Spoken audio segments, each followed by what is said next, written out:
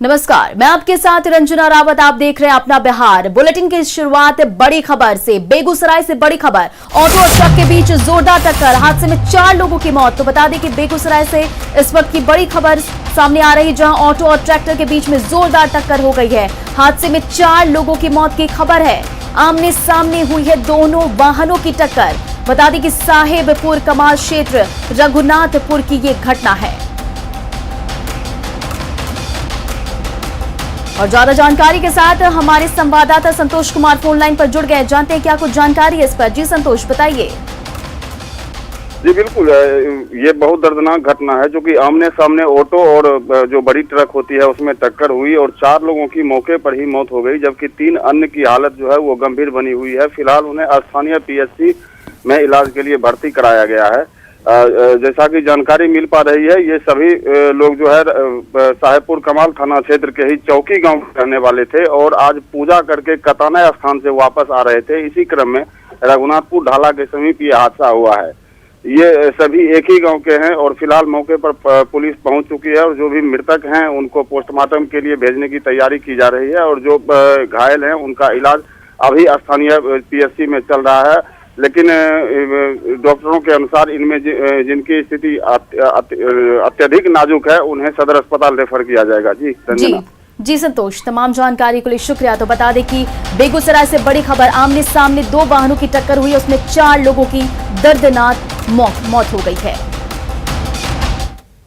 बगा के गंडक नदी में नहाने के दौरान 3 बच्चों की डूबने से मौत हो गई। मौके पर मौजूद लोगों ने बच्चों को किसी तरह पानी से निकाला और उसे मंडलीय अस्पताल ले जाया गया, जहां तीनों को मृत घोषित कर दिया गया। तो बता दें, बगहा से एक और बड़ी खबर। नहाने के दौरान डूबे 3 बच्चे और उन्हें अस्पताल ले जाया गया, जहां डॉक्टरों ने उसे मृत घोषित कर दिया। गोलू, रोहित और सुशील की मौत से गांव में सन्नाटा पसरा हुआ है।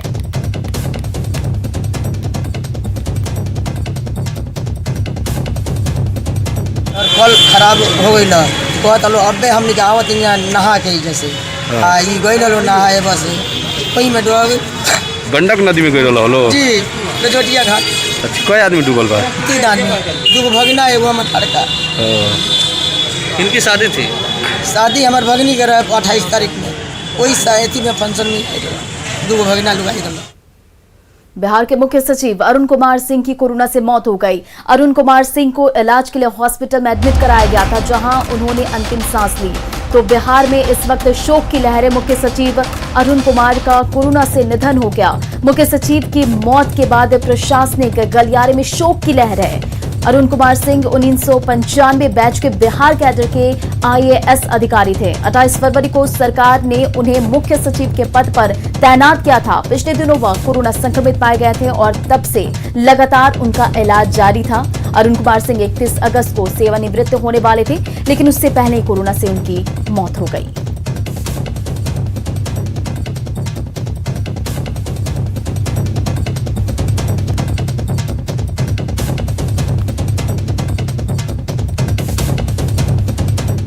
मुख्य सचिव के निधन पर सीएम नीतीश कुमार बेहद दुखी हैं। उन्होंने ट्वीट कर लिखा है कि मुख्य सचिव अरुण कुमार सिंह जी की कोरोना संक्रमण से मौत हो गई, अत्यंत दुखद है। अरुण कुमार सिंह वर्ष 1985 बैच के बिहार कैडर के IAS अधिकारी थे। वे भारतीय प्रशासनिक सेवा के एक कुशल प्रशासक थे। वे एक मिलनसार व्यक्ति थे। विभिन्न पदों पर रहते हुए उन्होंने अपनी भूमिका का बेहतर निर्वहन किया था। उनके निधन से प्रशासनिक क्षेत्र में अपूरणीय क्षति हुई है।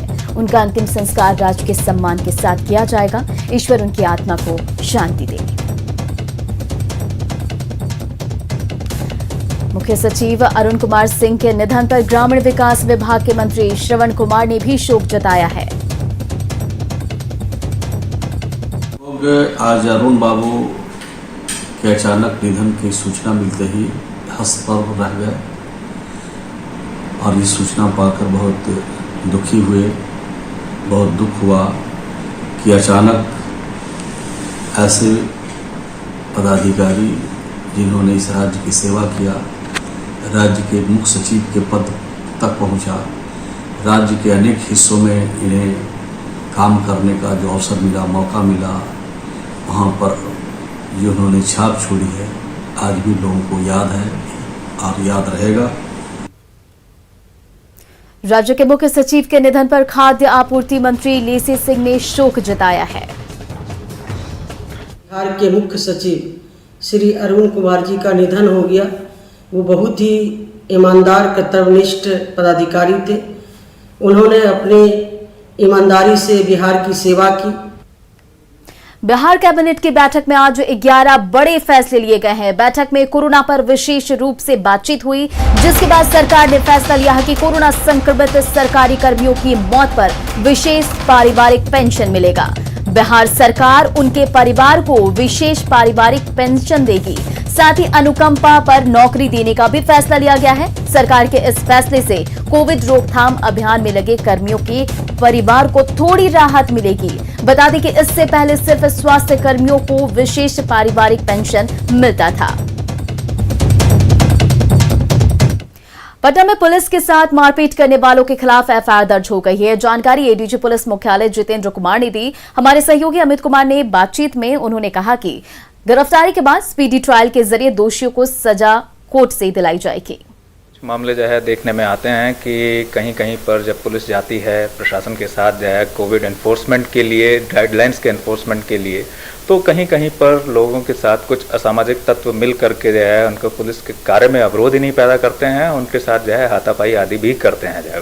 तो ऐसे सभी मामलों को हम लोगों ने बहुत गंभीरता से लिया है और इससे जो है हमने ऐसे सभी मामलों में कांड दर्ज किया जा रहा है, असामाजिक तत्वों की पहचान की जा रही है और फिर उसके बाद उनको गिरफ्तारी भी होगी, कांड में आरोप पत्र भी समर्पित होगा और उनकी प्राथमिकता पे ट्रायल भी कराया जाएगा। पटना में पुलिसकर्मी और नेवी का एक जवान आपस में भिड़ गए। ट्रैफिक पुलिस के जवानों ने बिना हेलमेट पहने नेवी के जवान को रोकी, जिसके बाद दोनों के बीच कहासुनी हो गई। जवान ने पुलिसकर्मी पर हाथ चलाने का आरोप लगाया है। पुलिस इस मामले की जांच कर रही है। दुर्भाग्यपूर्ण घटना पटना में घटी है कुर्जी मोड़ पर।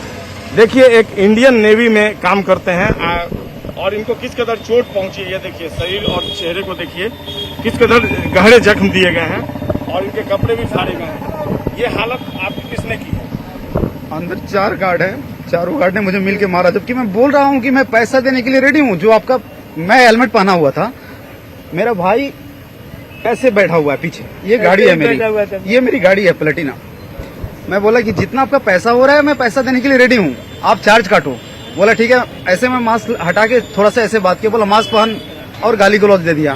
फिर गाली गलौज देने के बाद हाँ, ट्रैफिक पुलिस के लोग, वो अंदर ही है, वहाँ बैठा हुआ है, हेलमेट नहीं पहने थे उसको लेके।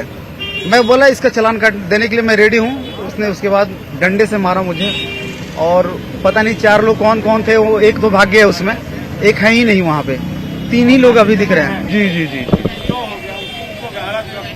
जख्म वो दीवार पर उसको बगैर हेलमेट के आ रहा था, सिपाही रोका तो कहा कि पहले मास्क लगा लो। बैच मेरा सीधा है, देखिए, वही मैं उलट पुलट गया छुड़ाने में, तो कहा कि जो सिपाही से हुआ है तो हम तो छुड़ाए हैं, उसको छुड़ा दिए हैं। वो लोग कलर पकड़ लिया, कहा कि मास्क कहाँ, कोरोना कहाँ है।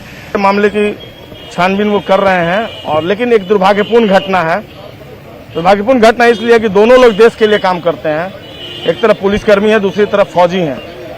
बहरहाल अब इस पूरे मामले की जांच होगी और देखना होगा पुलिस जांच के बाद किस निष्कर्ष पर पहुंचती है। कैमरा पर्सन मनीष जुनेजा के साथ संजय कुमार, न्यूज 18 पटना। और अब बात बगहा की। बगहा में एक बार फिर स्वास्थ्य विभाग की करतूत ने शर्मसार कर दिया। बगहा अनुमंडल अस्पताल में एक महिला की मौत हो गई, जिसके बाद उसे एम्बुलेंस मुहैया नहीं कराया गया, लिहाजा परिजन शव को ठेला पर ले जाने को मजबूर हो गए। बुधवारी टोला की रहने वाली थी महिला, जिसे सुबह में इलाज के लिए अस्पताल लाया गया, जहां इलाज के दौरान महिला की मौत हो गई। इसके बाद परिजनों ने एम्बुलेंस की मांग की, जिसे अस्पताल प्रबंधन ने अनसुना कर दिया। इधर अस्पताल प्रबंधन का कहना है कि महिला की मौत अस्पताल लाने से पहले ही हो गई थी और परिजनों ने एम्बुलेंस की मांग भी नहीं की थी। बेगूसराय में स्वास्थ्य विभाग की बड़ी लापरवाही सामने आई है। बीती रात एक साथ 6 कोरोना मरीजों की मौत के बाद सदर अस्पताल प्रबंधन पूरी तरह से लाचार दिखा। हद तो तब हो गई जब एक कोरोना संक्रमित मरीज की मौत के बाद उसका शव 18 घंटे तक सदर अस्पताल के मेन गेट पर पड़ा रहा। इस बारे में अस्पताल के उपाधीक्षक का कहना है कि एक वाहन होने की वजह से ऐसा हुआ, एक के बाद एक शव को पहुंचाया गया।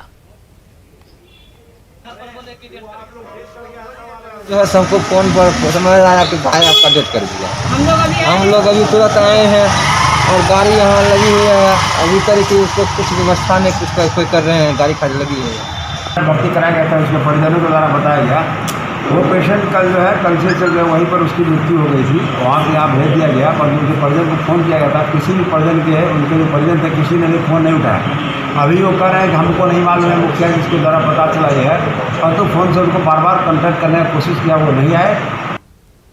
मुजफ्फरपुर में कोविड गाइडलाइन की जमकर धज्जियां उड़ाई जा रही है। खासकर दूसरे राज्यों से आने वाली बसों की स्थिति काफी खतरनाक है।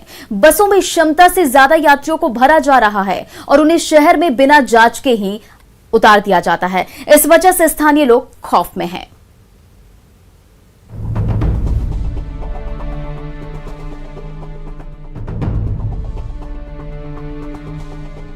मुजफ्फरपुर में यातायात व्यवस्था में कोविड गाइडलाइंस की जमकर धज्जियां उड़ाई जा रही हैं। न कोई देखने वाला है न पूछने वाला। खासकर दूसरे राज्यों से आने वाली बसों की स्थिति काफी खतरनाक है। पंजाब, हरियाणा, दिल्ली, गुजरात और महाराष्ट्र जैसे राज्यों से आने वाले प्रवासियों को बिना जांच के ही शहर में कहीं भी उतार दिया जाता है। इस कारण स्थानीय लोग खौफ में हैं। एक बस में जहां 2 लोगों को स्लीपर में जगह है, वहां 5-5, 6-6 लोगों को ठूस के ला रहा है। न कोई सोशल डिस्टेंसिंग है, न मास्क है, न सरकार के गाइडलाइन का कोई पालन कर रहा है। पुलिस भी जो है पकड़ती है, एमवीआई पकड़ते हैं और पैसे लेकर छोड़ दे रहे हैं। इन बसों में क्षमता से ज्यादा पैसेंजर्स को ठूस कर लाया जाता है। जिस स्लीपर में 2 लोगों की जगह होती है, वहां 5-5 लोगों को बिठाया जा रहा है और इन यात्रियों को बैरिया बस स्टैंड के बाहर या किसी अन्य स्थान पर उतार दिया जाता है। वहीं से ये प्रवासी यात्री बगैर कोरोना जांच के अपने अपने घर चले जाते हैं।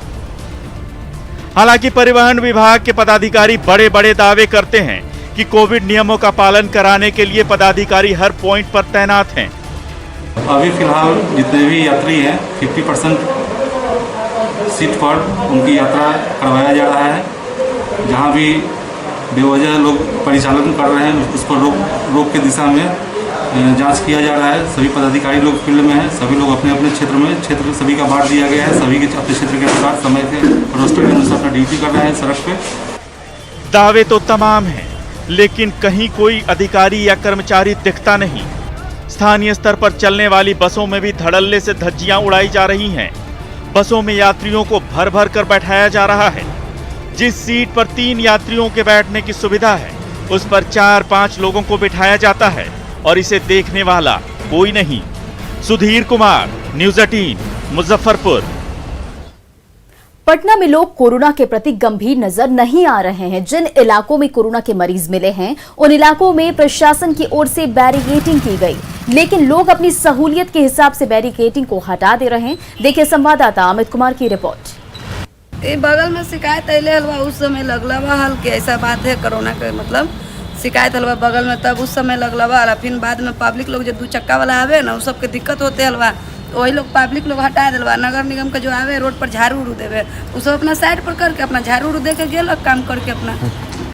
कोरोना संक्रमण को रोकने और बढ़ते संक्रमण पे ब्रेक लगाने के लिए जो है राज्य सरकार लगातार काम कर रही है। दिन रात शासन प्रशासन के लोग जो है वो काम कर रहे हैं, लेकिन लोग जो है लापरवाह हैं और इसके वजह से कोरोना संक्रमण का जो चेन है उस पर ब्रेक नहीं लग पा रहा है। हम दिखाना चाहेंगे आपको, ये देखिए, ये जो है आर्य समाज मंदिर रोड है, ये संगना मोड़ से सटा हुआ इलाका है और यहाँ पे जो है प्रशासनिक अमले के लोगों ने जो है कोरोना के कई मरीज जब यहाँ पर संक्रमित पाए गए तो यहाँ पे बैरिकेडिंग किया गया और इस इलाके को प्रतिबंधित जो है जोन घोषित किया गया और यहाँ पे जो है बैरिकेडिंग करके प्रतिबंधित क्षेत्र होने की जो है वो एक जो है यहाँ पे पोस्टर भी लगाया गया, लेकिन स्थानीय लोग जो हैं वो इस बैरिकेडिंग को जो है वो हटा दिए हैं। देख सकते हैं यहाँ वो बांस बल्ला जो है वो पड़ा हुआ है और इसे जो है लोगों ने स्थानीय लोगों ने हटा दिया और लोग जो हैं अब इस इलाके से आ जा रहे हैं। किसी को भी जो है वो डर नहीं है। कोरोना संक्रमण जो है कोविड-19 का जो पालन है वो लोग नहीं कर रहे हैं। तो कहीं न कहीं लोगों की ये लापरवाह रवैया जो है वो एक बड़ी जिम्मेवारी जो है वो साबित हो रही है। कोरोना के संक्रमण जो है वो बढ़ने के पीछे की जो है वो वजह वर्ग के सामने आ रही है। अमित कुमार, न्यूज़ 18 पटना। रोहतास के बिक्रमगंज अनुमंडल अस्पताल में महीनों से ऑक्सीजन प्लांट बनकर तैयार है, लेकिन स्वास्थ्य विभाग इसका इस्तेमाल नहीं कर रहा है। आपको जानकर हैरानी होगी, इस अस्पताल को कोविड अस्पताल घोषित किया गया है, बावजूद इसके प्लांट का उपयोग नहीं हो रहा है। अधिकारियों की उदासीनता के चलते इसका लाभ मरीजों को नहीं मिल पा रहा है। कल से हम एडमिट करवाए हैं, यहाँ ना आईसीयू है ना कुछ भी है। यहाँ ये लोग बोल रहे हैं कि लेकर चले जाइए। सासाराम भी हम पता लगाएं तो वहाँ भी बोल रहे हैं कि सासाराम में यहाँ बेड उड नहीं है, यहाँ किसी चीज़ का व्यवस्था नहीं है। अभी कोरोना में हॉस्पिटल में बिक्रमगंज में गए हैं तो वहाँ भी बोल रहे हैं कि बेड खाली नहीं है। पता है तो कॉन्ट्रैक्टर को लगा के चला गया, इंस्टॉल नहीं किया है, तो चालू करेंगे। अच्छा, कॉन्ट्रैक्टर लगा के चला गया, चालू नहीं किया।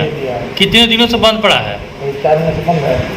4 महीना से? 4 महीने पहले प्लांटेशन हुआ था, उसके बाद नहीं आया है। तो आप यहाँ के उपाधीक्षक हैं अस्पताल का, आपने लिख के नहीं दिया कि ये ऑक्सीजन प्लांट बंद है, 4 महीना लगे हो गया? सीएस से कहा था। कितने दिन पहले सीएस से कहा था आपने? पहले सीएस आया था, बैठ है। हाँ, बोले कुछ एफआईआर करते हैं, भाई कुछ हुआ नहीं।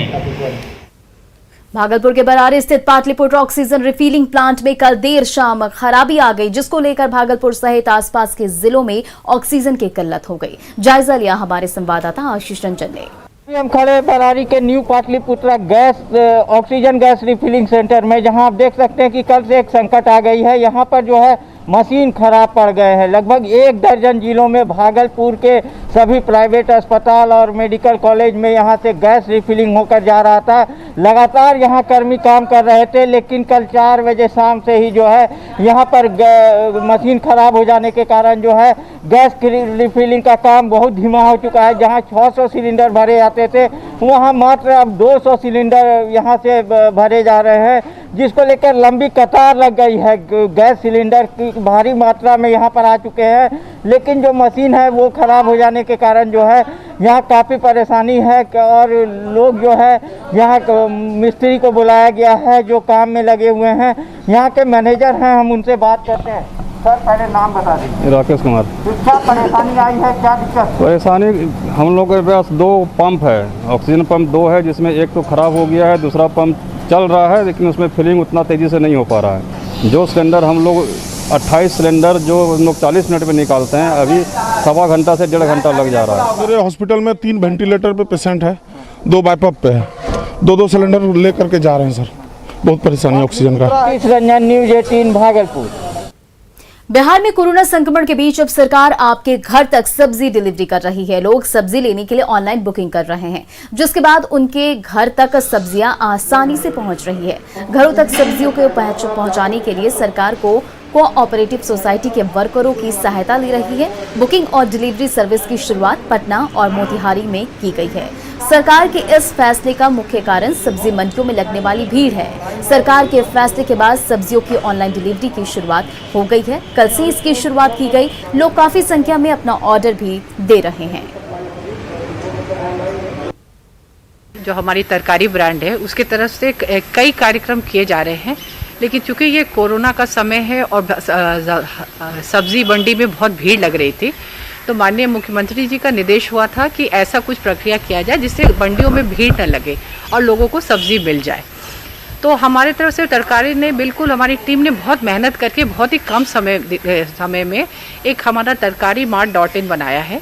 तो जो उसका ये प्रयास रहेगा कि 2 शहरों से अभी हम लोग शुरू कर रहे हैं कि इन 2 शहरों में जो ऑनलाइन क्लिक करेंगे लोग हमारे वेबसाइट पे जाके, तो वो उनके घर पे हम लोग ताज़ी हरी सब्जी पहुंचा दें। और हमारे लोगों से यही अपील है कि हमारे इस पे ऑनलाइन सब्जी मंगाए, ना कि मंडियों में जाके भीड़ करें। अभी कोई लिमिटेशंस नहीं है, क्योंकि वो हम लोग अभी आज से शुरू कर रहे हैं। अभी तो हम कोई लिमिटेशन नहीं डालना चाहते। हम ना पैसे का लिमिटेशन, आप कैश ऑन डिलीवरी कीजिए, हमें कोई इतराज़ नहीं है। और जितनी सब्जी आप ऑर्डर करना चाहिए उतना कर सकते हैं, लेकिन ये अगर ज़्यादा सब्जी ऑर्डर करेंगे तो बेटर है, क्योंकि हमारे जो बच्चे हैं, जो हमारे लड़के हैं, वो जाएंगे आपके घर में पूरे सैनिटाइज तरीके से जाएंगे, तो उन पे भी कम प्रेशर रहेगा अगर एक साथ आप ज़्यादा सब्जियां ऑर्डर करके बिहार में बढ़ते हुए कोरोना खतरा को देखते हुए सरकार ने एक अहम फैसला लिया है। अब आपको सब्जी खरीदने के लिए सब्जी मंडी जाने की जरूरत नहीं है। तरकारीमार्ट.in पर आप जाकर के ऑनलाइन सब्जी खरीद सकते हैं और उसके लिए खास इंतजाम भी किया गया है। ये देखिए, हम ये दानापुर व्यापार मंडल स्थित इस हॉल की तस्वीर दिखा रहे हैं जहां पर सब्जियों को पैक किया जा रहा है और ख़ास तौर पर कल ही मुख्यमंत्री नीतीश कुमार ने इसके लिए अधिकारियों को निर्देश भी दिया था कि सब्जियों को ऑनलाइन भेजा जाए, क्योंकि मंडियों में काफ़ी भीड़ हो रही है और कोरोना का संक्रमण लगातार बढ़ रहा है। तो ऐसी परिस्थिति में अब सब्जी आपके घर पर ऑनलाइन पहुंचाने की व्यवस्था की जा रही है। आप आज ऑर्डर करेंगे, कल हरी और ताज़ी सब्जियां आपके घर पर पहुंचेंगी।